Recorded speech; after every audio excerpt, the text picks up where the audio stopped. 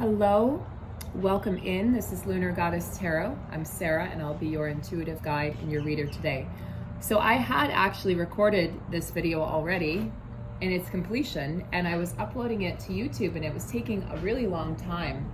So I went back and started to re-listen to the video and recorded the majority of it in slow-mo.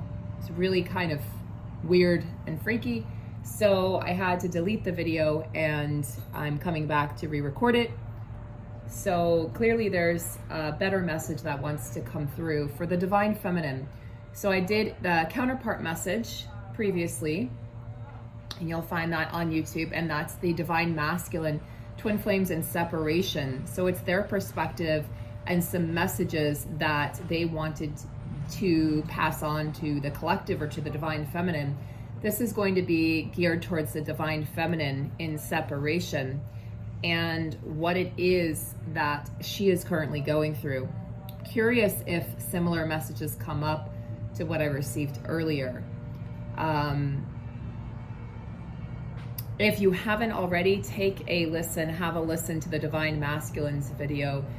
There's some interesting messages coming through of healing and survival, and also just processing the trauma and needing to really reinvent themselves and reestablish themselves. And so they're definitely in a cycle of, repurposing their life, and kind of like you would repurpose fabric or repurpose furniture. It's like the Divine Masculine's repurposing themselves. So let's see what the Divine Feminine needs to hear at this time. More specifically, the Divine Feminine in separation.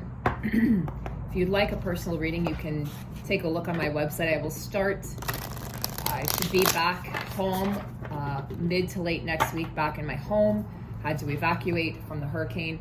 And also, I will be beginning these new batch of readings second or third week of October. Okay, so let's have a listen here and see, what is the Divine Feminine in separation here? What is the overall energy for the Divine Feminine in a long-term true separation?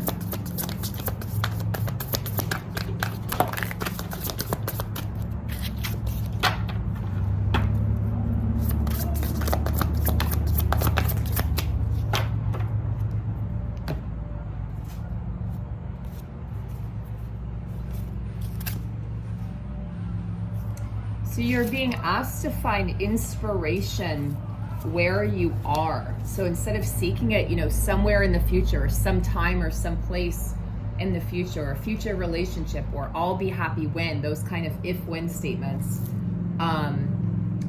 or when-if statements, actually. It is important for the Divine Feminine to reclaim those lost parts of herself. I feel that very much right now. Many of you have reached out to me and been very kind during this little hiatus I've had to take to nurse my health and my physical health. And many of you have said it feels like I'm being reborn. It feels like I'm being put back together. So I know a lot of you can relate to this. You're having to be resourceful. In this chapter of the journey, really, for the feminine, is about her physical world, her physical reality. And I still think there's more things to be put into place before the feminine and the masculine come back together. It's not to say, look, I'm not here to determine when union is going to happen or when it's possible. I'm just here to say that for a lot of the feminines, it has felt like their life has fallen apart in certain ways. Or like you've tried to piece it together, but maybe it hasn't worked. Or you may have been guided to leave your job. Many of you have. You've reached out to me and shared your stories. I've left my job. I've left my marriage. I've moved locations, and yet I still feel lost. I think this is going to there's going to be some, not really a culmination, but some sort of an understanding as to why this has had to happen. In 2023, I think we'll see a lot of answers come to light, a lot more clarity, and a lot more of the stamina, the physical stamina, endurance, strength of the feminine and health for the feminine returning. So you're asked to be inspired where you are right now, rather than looking for something that's going to come at a later point in time, or something to fill you or make you happy or inspire you. Kind of like being your own muse. The disowned self, we know this is about nursing yourself. This is about, again, that root chakra and feeling like, I don't know who I am, where I'm going. I don't know if I'm protected. I don't know if, if I have the resources to get through this. And I mean, I understand, feeling displaced. I just had to, like, within a couple of hours, I was trying to avoid the traffic, the mass exodus that I knew would be here in Florida. And so I had to get, like, myself, my animals, and whatever belongings I could fit into my car and get on the road, because it did look like the hurricane was coming straight for us. You really are able to, in that situation, realize what's really important. Had it hit us, it could have been catastrophic, like it was for Fort Myers and Naples. And my house would have flooded, because we're in a flood zone. It would have flooded. My belongings would have been completely, flooded. And worse than that, some of the pictures I had to leave behind. I was able to grab some and fit some in, but not all. And so you really realize what's important in the midst of that. It has become extremely apparent to me every time something happens that is, catastrophic or destructive, of what's really important. So a little bit more of the ego layer gets stripped, and a little bit more and a little bit more. And I know many of you are feeling that in your own ways, and what you're going through in different parts of the world. We're really having to be resourceful. We're really having to look after ourselves. And hopefully you have family, friends, a community that you can turn to for support during this time. And I really urge you to do so, to lean on them for support. I'm here at my parents' house healing, and won't be going back until I feel like I'm at least very close to 100%. So I could be here for another week and a half while I heal. And there's just a lot of uncertainty that continues to swirl and spiral throughout the world. I have a lot of thoughts on this storm, and a lot of thoughts on why this happened, and why, why it's, I think you guys know what I'm getting at. I might share that over in a Patreon post of what actually is going on, why it hit where it hit. And there's a lot more than meets the eye with these storms and these fires that are occurring all over the world right now. And I think there's a lot of hidden secrets that we don't see by turning on the nightly news. I don't watch the news, but if you were to, you're not going to hear about it or see it. I think there's a lot being puppeteered behind the scenes, and I'll talk about that more probably in a Patreon post at some point in time.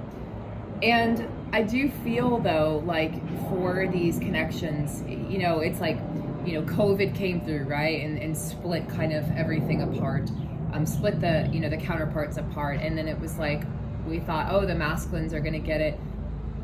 And then they kind of did some sideways jaunts, right? They might have like left a job, but then taken another one that's just the same kind of a job, or they might have left a marriage and gone into another karmic connection. So or jumped from one addiction to another. So the feminine has felt very let down during this time, and she's really had to rely on herself, to get through this. This came up for the masculines as well, deep quiet, meditation, and stillness. So this will really empower you at this time and assist you, divine feminine, in order to find your stillness within. It's actually been really nice for me to take some time off from the channel and from speaking and from even tuning into these connections, because just to come back to my center. I think all readers and all healers need to do that from time to time. And in my case, it was kind of like a tower moment. I had to. I didn't have a choice. And it's always better to do it before the tower moment, but sometimes the tower moment is a blessing in disguise when you can look back.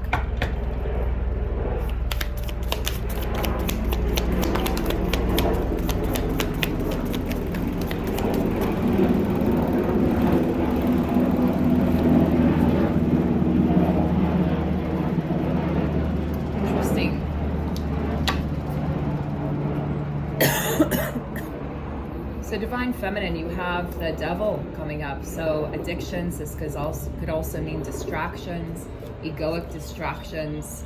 You know, this is the energy, you know, of light versus dark. And, you know, we are in the war of our lives. Spiritually speaking, we are still in it, very much so. And the Five of Pentacles coming up here, maybe feeling left out in the cold as far as resources go. And I understand, you know, a lot of feminines, you know, a lot of self-employed are saying, you know, things have shifted, things are different right now. And there, you know, and then we have, you know, everything that's going on externally that I've talked about before in my readings. And so it's really driving the divine feminine to try to find a place of peace and resourcefulness within herself that's separate from what's going on outside. 10 of Cups coming through, so there is some emotional stuff to be dealt with at this time. I do feel like there's a desire for that, but it's very much not at the top of her mind. It's very much somewhere deeper down the line where she does desire that 10 of Cups. She does desire that love and that companionship and that partnership and that, you know, where she feels like she has it all. But at this time, she's really being, you know, look at the work that she's doing. I mean, she's having to really sit with herself. She's having to sit in this place of, you know, where it may feel like doors are shutting right now or things are not working out in her favor. And she's having to really own that and really surrender to that instead of fighting it, because fighting it, you know, as she's learned, hasn't gotten her anywhere or doesn't serve a greater purpose. So she surrenders every, you know, a layer every day, more and more and more. I want to clarify the devil here. Grayson! I hear a kitty cat. This could feel like you're being manipulated or feeling stuck in your story. You know, feeling somehow constrained. Divine feminine bond, it speaks to bondage and addiction. So are you addicted to your pain? Are you addicted to this story that's tied in with the Five of Pentacles, telling yourself, you know, I'm left out in the cold and life has forgotten me, or God has forgotten me, or, you know, this connection, my twin flame has forgotten me. I think it's very important to address this. You're the keeper of your own soul. And how can you break free from the story that you might be telling yourself and the story that you might also be just kind of rewinding and replaying in your head of misery and suffering and pain rather than joy and liberation?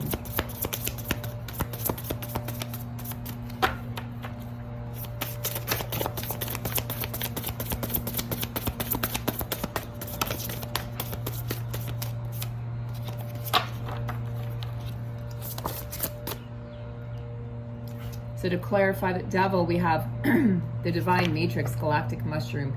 Yeah, it's sort of like you're seeing the matrix more and more for what it is, and you're seeing people for who they are. You're seeing your own demons, you're seeing your own shadows come out, and you're having to really, again, come to terms with that and decide, is this the, you know, the life that I want to live? Is this the path I want to take? You're being redirected very much so, in a sense, through this separation. It's serving a greater and higher purpose than you could possibly conceivably understand at this time. It really is truly serving a purpose for the highest and greatest good, not just of you, but remember, your mission comes first before physical union. So it's also serving the greater good and the greater purpose of humanity. And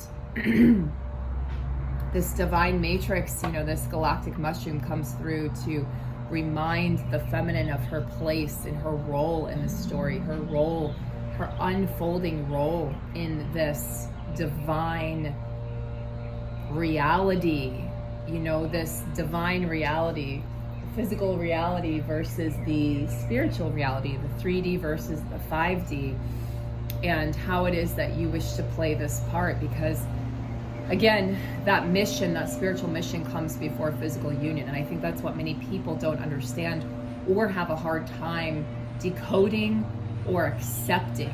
Okay, so what is your mission? So let's look into that. We look into that in a lot of the readings that I offer, personal readings. We can look into that in coaching sessions. What is my mission? What is my purpose?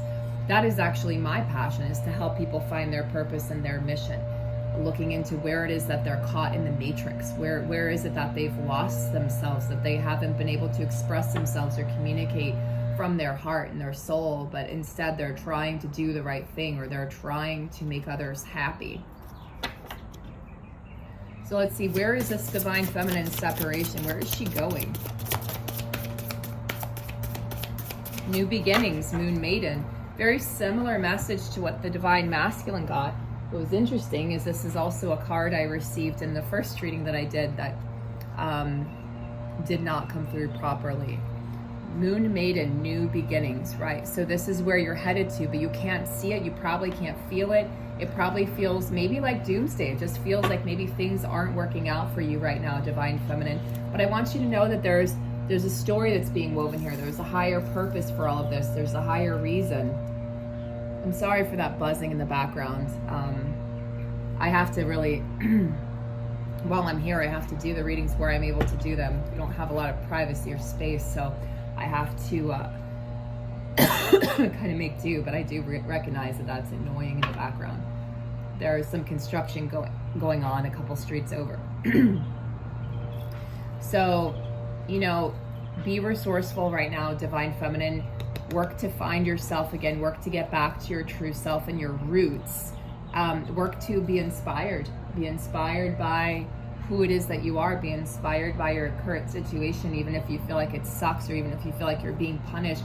Find ways to be inspired. Find ways to break free of any bondage, whether it's mental or physical, that you found yourself in, and see this from a higher perspective. I hope this is helpful, divine feminine. I'll see you in a future reading, hopefully very soon. Take care.